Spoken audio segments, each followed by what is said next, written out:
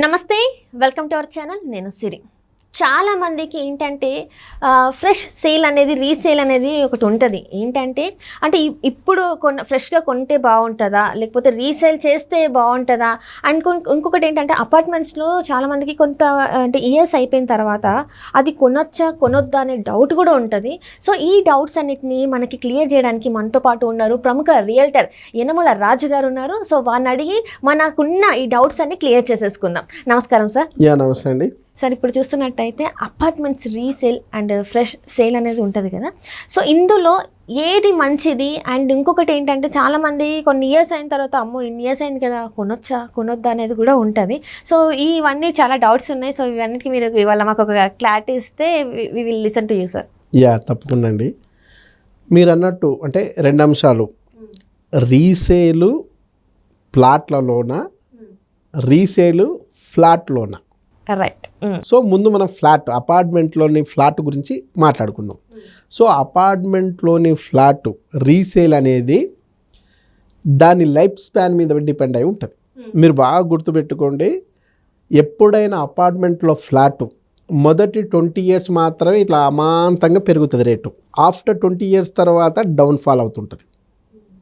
So దాని span పెరుగుతుంటే exactly దాని life span ఒక 60 years 70 years అనుకుంటే ఆల్రెడీ 20 years అయిపోయిన తర్వాత ఇంకెందుకు రేటు పెరుగుతుంది? నీకు ఎప్పుడైనా కన్స్ట్రక్షన్ మీద రేటు పెరగదు. మీకు ఏదైనా రేటు పెరుగుతుందంటే ఓన్లీ దాని ల్యాండ్ మీద మాత్రమే రేటు పెరుగుతుంది.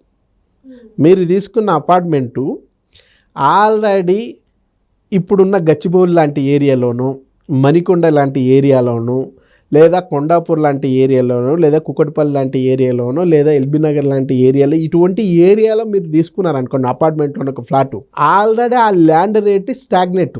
ఆ ల్యాండ్ రేటు ఒక రేంజ్కి వచ్చి ఆగిపోయింది, ఇంకా పెరగడానికి స్కోప్ లేదు.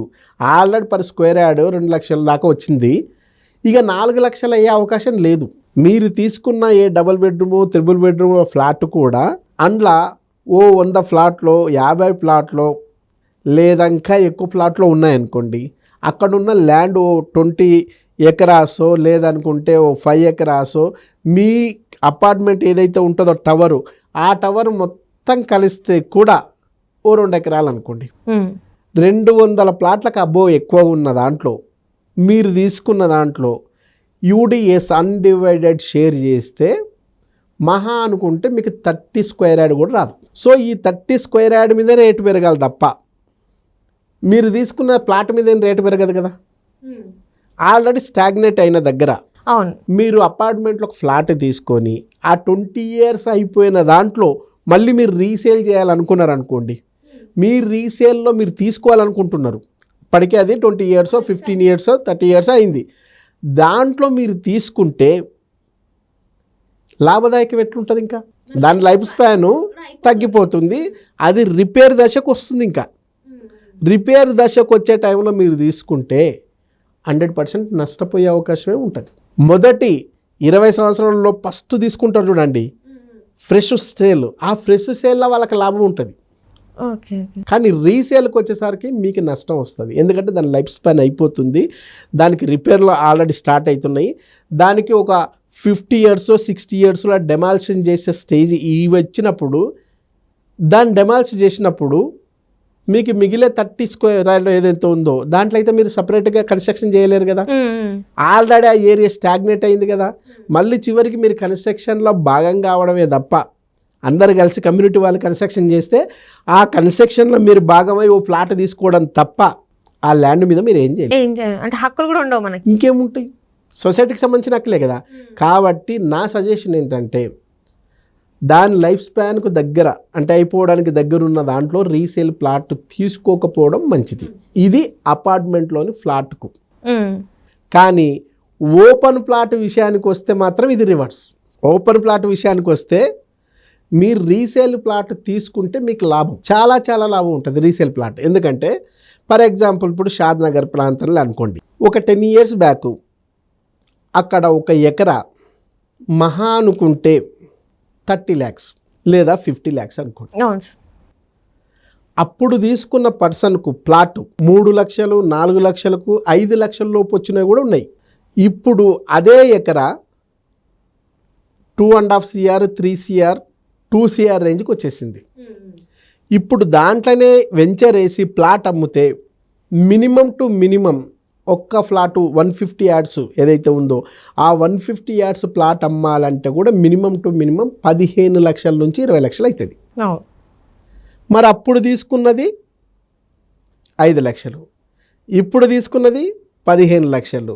సో ఇప్పుడు అర్జెంట్ అవసరం ఉండి ఏ కస్టమర్ అయినా ఓల్డ్ కస్టమర్ ఆయన ఏమనుకుంటాడు, నేను పెట్టిన దానికి డబుల్ వస్తే చాలు, అంటే ఓ 10 lakhs వస్తే చాలు అనుకొని ఆయన అమ్ముకోవడానికి సిద్ధపడ్డప్పుడు ఇప్పుడు కొత్తగా తీసుకోవాలనుకున్న పర్సన్ ఈ 15 lakhsది కాకుండా ఈ 10 lakhs తీసుకుంటే సరాసరి 5 లక్షల లాభమా కాదా? సో ఈ భూమి మీద ఇంకా మెచ్యూరిటీ పీరియడ్ ఏదైతే ఉందో ఈయన తీసుకున్నప్పుడు 15 years మెచ్యూరిటీ పీరియడ్ అనుకుంటే ఇప్పుడు కొత్తగా తీసుకునే పర్సన్కు 10 years చాలుగా, ఆల్రెడీ 5 years అయిపోయింది కదా, ఈ 10 yearsలో మెచ్యూర్ అయిపోతుంది.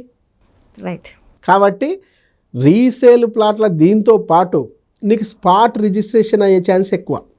ఎందుకంటే దీనికి NA సర్టిఫికెటో LP నంబరో చూసుకోవాల్సిన అవసరం లేదు, ఆల్రెడీ అన్ని అప్రూవల్స్ అయినాయి కాబట్టే ఇది రిజిస్ట్రేషన్ అప్పుడు అయిపోయింది. ఇప్పుడు జస్ట్ ఈసీ చెక్ చేసుకొని లింక్ డాక్యుమెంట్ చెక్ చేసుకొని ఆన్ ది స్పాట్లో రిజిస్ట్రేషన్ చేసుకోవచ్చు.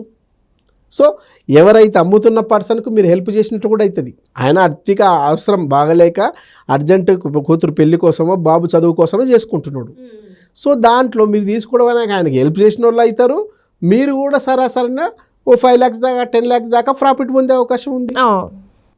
మళ్ళీ ఇది మెచ్యూరిటీ లెవెల్ కూడా రెడీగా ఉంది కాబట్టి తొందరగా దీంట్లో ఇండ్లు కట్టుకుంటారు, ఉపయోగం కూడా ఎక్కువ ఉంటుంది. కాబట్టి రీసేల్ విషయంలో వస్తే అపార్ట్మెంట్లోని ఫ్లాట్కు మాత్రం రీసేల్కి వెళ్ళకండి, అదే ఒకవేళ ఏజ్ స్పాన్ మీద డిపెండ్ అయ్యి. అపార్ట్మెంట్లో ఫ్లాట్ కాకుండా ఇండిపెండెంట్ ఏదైతే రెసిడెన్షియల్ ప్లాట్ ఉందనుకోండి, మీరు ఖచ్చితంగా రీసేల్లో తీసుకుంటే నష్టపోయే అవకాశం లేదు, లాభం పొందే అవకాశం ఉంది. కాబట్టి దీన్ని కూడా మీరు ప్లాన్ చేసుకొని దీనికి సంబంధించిన డాక్యుమెంటేషన్ విషయంలో కూడా అవగాహన పెంచుకొని ప్లాన్ చేసుకోండి. దీనివల్ల కూడా ఎక్కువ ప్రాఫిట్ పొందే అవకాశం ఉంటుంది. రీసేల్ అనేది ఓపెన్ ప్లాట్ బెటరు, రీసేల్ అనేది అపార్ట్మెంట్లోని ఫ్లాటు లైఫ్ స్పాన్ మీద డిపెండ్ అయ్యి మంచిది కాదు. దీన్ని దృష్టిలో పెట్టుకొని మీరు ప్లాన్ చేసుకుంటే ఎక్కువ లాభం ఉంటుంది. మీరు వాళ్ళకి హెల్ప్ చేసినట్టు ఉంటారు, మీరు కూడా లాభం పొందినట్టు ఉంటారు. తక్షణం రిజిస్ట్రేషన్ అయితే లింక్ ప్రాబ్లం కూడా ఉండదు, NA ప్రాబ్లం కూడా ఉండదు, అన్నీ రెడీగా ఉన్నాయి కాబట్టి లాభదాయకం అనేది మీకు దాన్ని దృష్టిలో పెట్టుకుంటే ఎక్కువ ఉపయోగం. సో చూసారు కదండి, మనకి ఏంటంటే రీసేలింగ్ అంటే ఎందులో రీసేల్ చేయాలి, ఏది ఫ్రెష్ సేలింగ్ చేస్తే బాగుంటుంది, అంటే అపార్ట్మెంట్స్ వైజ్గా అయితే ఎలా ఉంటుంది అండ్ ఓపెన్ ప్లాట్లో అయితే ఎలా ఉంటుంది అనేది మనకి క్లుప్తంగా వివరించారు కదా. సో మీకు ఇంకేమైనా డౌట్స్ ఉంటే మీరు కింద కామెంట్ సెక్షన్లో కామెంట్ చేయండి, ఆ డౌట్స్ని కూడా మనం క్లియర్ చేస్తారు సార్. ఓకేనా? సో ధన్యవాదాలండి. Thank you sir. వెల్కమ్ అండి.